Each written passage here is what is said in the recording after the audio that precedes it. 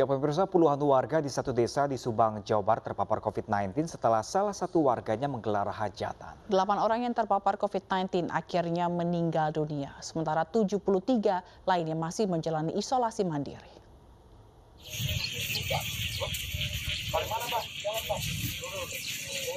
Inilah pemakaman satu dari 8 warga desa Kihiang, Subang yang meninggal dunia usai terpapar COVID-19. Di desa ini ada 84 warga yang positif COVID-19, di mana 74 orang tengah menjalani isolasi mandiri. Mereka terpapar virus corona setelah menghadiri hajatan yang digelar oleh tetangganya. Petugas Puskesmas Binong kini terus melakukan tracing dan testing, serta sosialisasi kepada masyarakat agar selalu mematuhi protokol kesehatan. Nah, kemudian kami di Puskesmas juga sekarang meningkatkan kegiatan penyuluhan ke masyarakat dan kegiatan vaksinasi untuk lansia sekarang kami sedang gencar-gencarnya dilaksanakan. Ke setiap desa sekarang kami melaksanakan jemput bola untuk kegiatan vaksinasi lansia ini. Kasus COVID-19 di Kabupaten Subang mengalami lonjakan tajam pasca libur Lebaran. Hingga saat ini sebanyak 6.000 lebih warga Subang telah terpapar COVID-19, 200 lebih diantaranya meninggal dunia.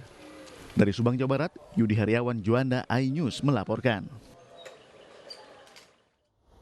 Pemirsa, untuk mengetahui informasi selengkapnya kita telah bergabung dengan rekan kami Yudi Juanda di Desa Kihiang, Subang, Jawa Barat. Selamat pagi Yudi, apakah hingga saat ini jumlah pasien positif COVID-19 di sana bertambah? Ya, bisa saya laporkan hingga saat ini sebanyak 73 warga desa Kihiang, Kecamatan Binong, Subang masih menjalani isolasi mandiri di rumah mereka masing-masing. Sementara hingga saat ini data dari pihak Puskesmas belum ada penambahan untuk kasus COVID-19 dalam klaster hajatan ini, Gila. Ya, rekan Yudi, dengan jumlah yang begitu banyak, apakah desa tersebut ini tengah di lockdown atau bagaimana? Baik, Bram, saat ini untuk desa Kihiang sendiri memang melakukan pengetatan terhadap masyarakat yang masuk ke desa ini. Mereka memasang portal di pintu masuk dan memeriksa setiap yang hendak masuk ke sini. Ya, artinya masih bisa keluar masuk di sana atau seperti apa? Betul, Bram, hingga saat ini masyarakat masih bisa keluar masuk, namun ada pengetatan dari pihak desa. Baik, lalu untuk kegiatan 3T sendiri, rekan Yudi, apakah dilakukan, ini kan ada jemput bola juga tadi dijelaskan begitu, apakah memang jemput bola ini sudah dilakukan sebelumnya, memang itu kegiatan regulernya, atau dengan adanya kejadian melonjaknya kasus pasien ini baru ada jemput bola dan tracing ditingkatkan begitu? Untuk tracing sendiri memang sudah dilakukan sebelumnya, namun setiap ada kasus yang ditemukan, pihak Puskesmas langsung melakukan tracing. Sementara untuk jemput bola vaksinasi ini saat ini masih fokus untuk para lansia. Dan memang Puskesmas selama ini dalam sudah sepekan terakhir ini melakukan jemput bola terhadap para lansia untuk vaksinasi. Ya, rekan Yudi, ini kan banyak yang sebagian sudah 8 orang sudah meninggal dunia, berarti tingkat keparahannya begitu tinggi. Nah, lalu bagaimana dengan warga yang masih isolasi mandiri, kondisinya seperti apa saat ini? Baik, untuk warga yang isolasi mandiri saat ini masih dalam proses pemantauan dari pihak Puskesmas dan desa. Desa sendiri setiap harinya memberikan bantuan sembako untuk mereka yang isolasi mandiri, sementara dari Puskesmas mereka melakukan pemantauan dan pengecekan kesehatan untuk para warga yang terpapar corona ini. Baik, untuk isolasi mandiri ini kan dilakukan di rumah warga masing-masing begitu ya. Lalu apakah ada usaha yang dilakukan oleh pihak desa ini untuk menekan angka penularan? Ya, untuk pihak desa sendiri untuk menekan angka penularan ini saat ini mereka melarang masyarakat untuk melaksanakan kegiatan yang mengumpulkan banyak orang, termasuk salah satunya hajatan. Selain itu mereka juga melakukan penyekatan di setiap pintu masuk dan gang serta jalan di desa Kihiang ini, Gila. Baik, lalu ini kan disebabkan oleh adanya hajatan. Apakah sebelumnya hajatan ini diperbolehkan? Karena yang kita tahu memang untuk kegiatan seperti hajatan dalam ukuran atau gelaran yang besar ini belum boleh begitu. Apakah pengawasannya lemah begitu? Betul, Gila. Dari pihak desa sendiri sebetulnya tidak memberikan izin untuk masyarakat menggelar hajatan. Namun masyarakat itu sendiri mereka memaksa untuk menggelar hajatan meskipun pandemi ini masih terus terjadi, apalagi setelah libur Lebaran kemarin, angka hajatan di Desa Kihang ini hampir setiap harinya terjadi. Mereka setiap harinya hampir menggelar hajatan. Bila. Berarti artinya ada kontrol yang lemah dari pemerintah sempat begitu ya, rekan Yudi? Bisa disebut demikian. Bila.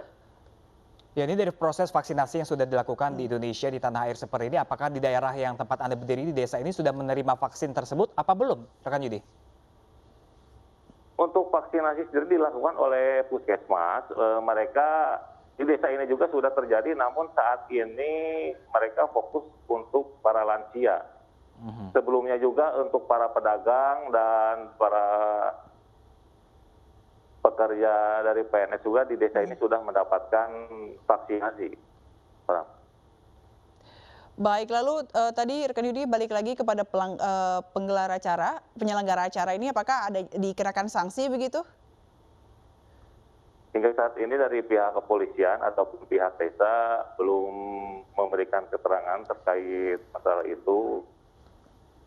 Namun yang pasti mereka hingga saat ini melarang kegiatan hajatan tersebut terulang. Baik. Terima kasih banyak rekan Yudi langsung dari Subang, Jawa Barat. Terima kasih dan selamat bertugas kembali.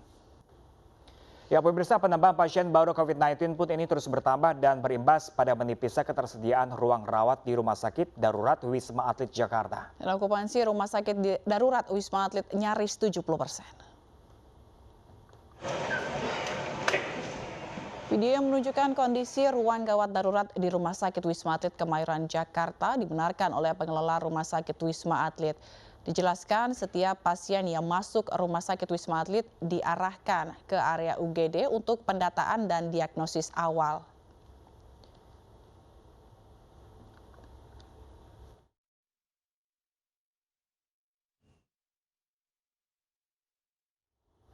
Dan untuk mengetahui informasi selengkapnya telah bergabung bersama kami melalui sambungan telepon Koordinator Humas dan Komandan Lapangan Rumah Sakit Darurat Wisma Atlet, Letkol Laut M. Arifin. Selamat pagi Pak Arifin. Selamat pagi Mbak. Pak Arifin, apakah ada informasi terakhir ini dari Rumah Sakit Darurat Wisma Atlet terkait dengan semakin bertambahnya jumlah pasien di sana, Pak? Ya Mbak, memang bisa kami sampaikan memang seminggu terakhir memang meningkat drastis ya. Bahkan yang masuk UGD kita ketahui memang 600-an ya. Ada yang 500 kemarin, kemudian hari kemarin ini paling terakhir masuk 489, itu pun sebenarnya kemarin pagi sampai siang sempat kami batasi karena kami set untuk bed ulang, untuk pengesehatan ulang, kemudian penyiapan yang bed tambahan yang ketiga, sehingga bisa menambah untuk bed merawat pasien di sini yang sebelumnya 599, 4 bisa bertambah sekitar 7.000, ya, sekitar 7.000-an lah. Jadi bisa menambah. Ya, Pak Arifin, kemarin juga sempat viral sebuah video amatir yang menunjukkan suasana di ruangan tunggu di Wisma Atlet itu banyak orang lesehan. Faktanya seperti apa sih Pak di sana? Ya sebenarnya dari puskesmas itu kita sudah atur juga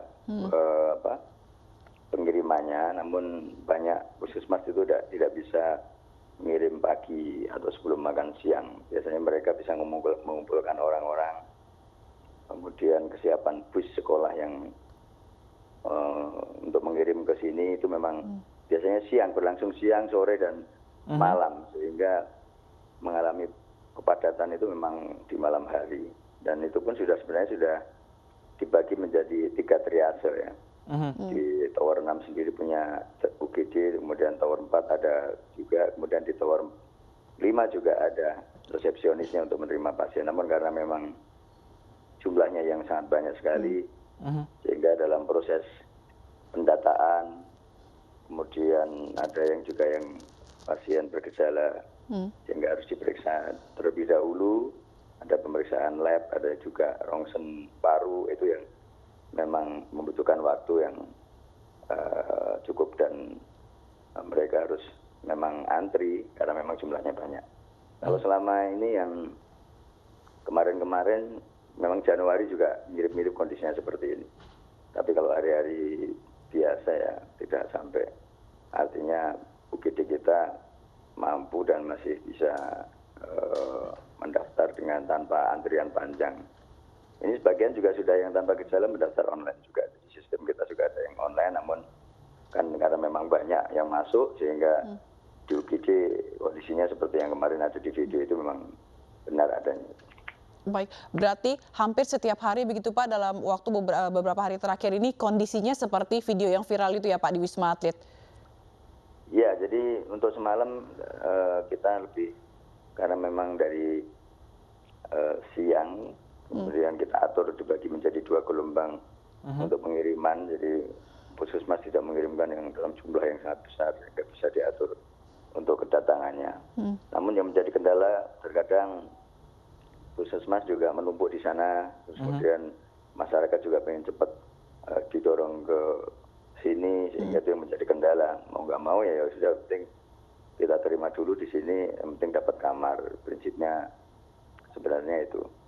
Nah, kalau untuk pengaturan memang agak susah pagi itu. Kalau bisa memang pagi sebelum zuhur gitu bisa banyak yang ngirim. Namun faktanya di lapangan memang Puskesmas kesulitan mengumpulkan orang di pagi hari. Pak Arifin, kami ingin memastikan kembali Pak Arifin jika memang saat ini masih banyak sekali lonjakan pasien terpapar COVID-19, apakah hingga hari ini Wisma Atlet masih menerima pasien atau sudah menyetop? Masih. Dari kemarin kita juga masih. Kemarin juga kita pagi itu tidak menyetop sebenarnya, tapi hanya mengatur bed ulang sehingga yang rombongan-rombongan besar itu kita arahkan siang sampai sore lah gitu. Nah, kemarin pagi yang kita masih tetap terima. Jadi yang bukan rombongan ya, kurang dari 8 orang gitu. Itu kemarin pagi kita atur demikian. Kemudian yang rombongan banyak siang sampai sore sampai malam dengan harapan memang biar agak ya adem lah kalau malam kan mereka suasananya lebih tenang. Harapan kita seperti itu. Namun ternyata ada juga yang berdatangan juga yang dari pekerja migran Indonesia atau TKI yang di Wisma Atlet Pademangan yang konfirm positif juga lumayan tiap hari hampir 1 bis, 15, 20 orang, 30 kadang-kadang itu yang selalu datang yang harus langsung kita lakukan pendataan dan dirawat di sini. Itu Mas, jadi masih angkanya juga masih cukup tinggi. Baik. Lalu Pak, apakah ada pasien ini yang sudah divaksin kembali terpapar COVID-19? Ya, sebagian kecil ada, namun mereka juga dengan gejala ringan. Artinya vaksin ini sangat membantu sekali untuk pembentukan kekebalan tubuh ya. Minimal semua yang positif pun mereka tidak mengalami gejala berat. Itu ya, jadi yang ada bervaksin sekali, itu belum 2 kali, itu makanya harus tetap melaksanakan protokol kesehatan dengan baik dan benar walaupun sudah dilakukan vaksinasi. Gitu. Ya Pak Arif, ini dengan adanya lonjakan pasien COVID-19, bagaimana kesiapan dengan Wisma Atlet sendiri, bagaimana dengan tenaga medisnya dan obat-obatan, apakah ada kendala Pak Arifin? Alhamdulillah sampai saat ini belum ada kendala karena memang dari pimpinan sudah disiapkan jauh-jauh sebelumnya dan prediksi ini sudah diprediksi juga seperti di bulan Januari efek liburan Natal dan Tahun Baru. Ya kondisinya kan mirip-mirip juga seperti ini, namun ini lebih tinggi, ini lebih lama sepertinya. Kalau sampai saat ini kami monitor dari Puskesmas yang melakukan tracing dan tracking masih berlanjut dan masih banyak yang di tracing dan testing. Yang ini yang harapan kita hasil testingnya banyak yang negatif nantinya sehingga diharapkan angka mulai menurun untuk yang pasien yang konfirm positif yang masuk ke rumah sakit darurat Wisma Atlet ini, Mbak. Untuk persiapan yang lain memang kita sudah siapkan juga yang saya sampaikan tadi, bed ketiga atau yang biasanya ada yang kamar itu kan ada yang 2 bed, ada yang 3 bed. Nah, yang 3 bed selama ini memang tidak digunakan. Bahkan Januari juga kita tidak gunakan karena tower 8 dan tower 9 waktu itu sepi kan, sudah siap. Jadi untuk saat ini tower 8 juga disiapkan. Namun tower 9 dan 10 karena karantina pekerja migran Indonesia banyak di sana juga tiap hari landing juga di Suta, sehingga mungkin tower 9, 10 padat, mungkin tidak memungkinkan. Tower 8 kemarin tinggal sedikit yang sesuai perintah Kepala BNPB untuk disiapkan. Jadi tower cadangan apabila Wisma Atlet Kemayoran mengalami kepenuhan nantinya. Baik. Lalu Pak, ini bagi pasien-pasien yang baru masuk ini, apakah mereka terdeteksi adanya varian baru seperti Delta mungkin misalnya Pak, yang baru masuk ke Wisma Atlet dari India? Ya selama ini, jadi kalau yang pasien yang terutama yang pekerja migran Indonesia itu sudah terseleksi di KKP ya, di karantina. Mereka kalau positif CT-nya rendah, biasanya langsung di swab dan sampelnya akan dikirim ke Litbangkes untuk di tes genom tes. Jadi nanti dari KKP yang melaksanakan itu. Namun yang pasien yang lokal, artinya yang selama ini masuk ke sini belum dilakukan genom tes.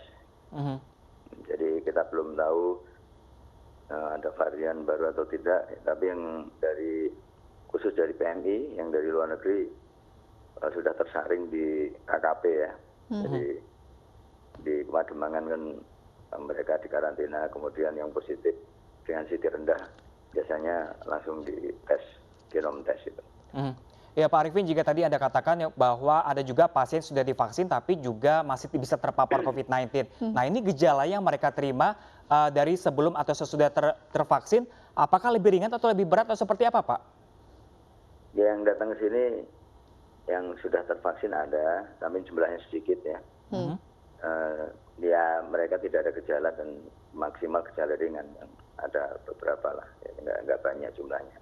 Jadi vaksin ini sangat membantu sekali, minimal ya daya tahan tubuh kita, kekebalan tubuh kita bisa terbentuk lah dari vaksin ini.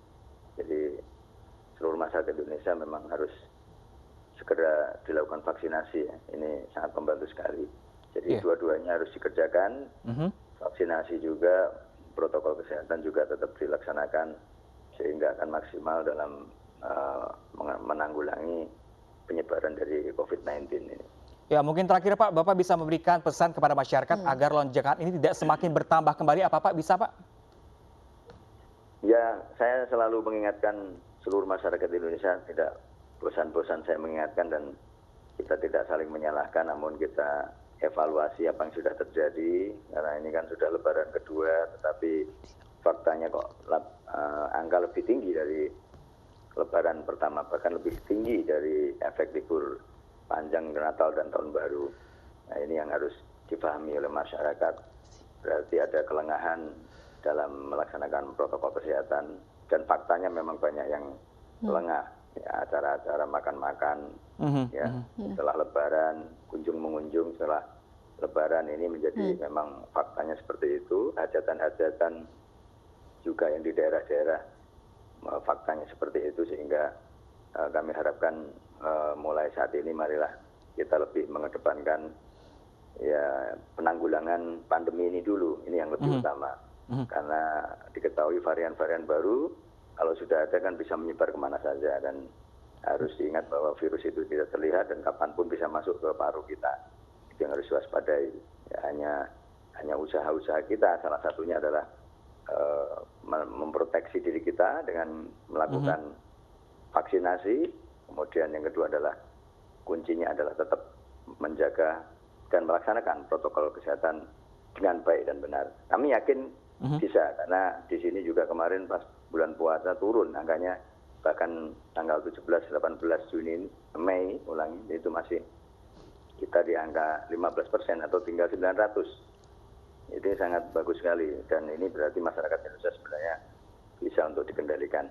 Itu saja mungkin harapan kami. Marilah kita sama-sama bekerja dan bekerja sama untuk menanggulangi pandemi ini. Baik Pak Arifin, Terima kasih banyak Pak Arifin atas berbagi informasi bersama kami dan tetap jaga kesehatan Pak Arifin karena kami masih membutuhkan peran Pak Arifin di sini ya. Dan kerjasama semua pihak agar lonjakan ini tidak semakin melonjak dan meningkat. Benar, untuk tim Nakes juga tetap semangat begitu ya. Dan pemirsa, kami akan hadirkan kembali informasi yang sudah dihadirkan di News Pagi seperti nekat beroperasi pada siang hari seorang pelaku curanmor babak belur dihakimi massa. Selengkapnya sesaat lagi pemirsa, tetaplah bersama kami.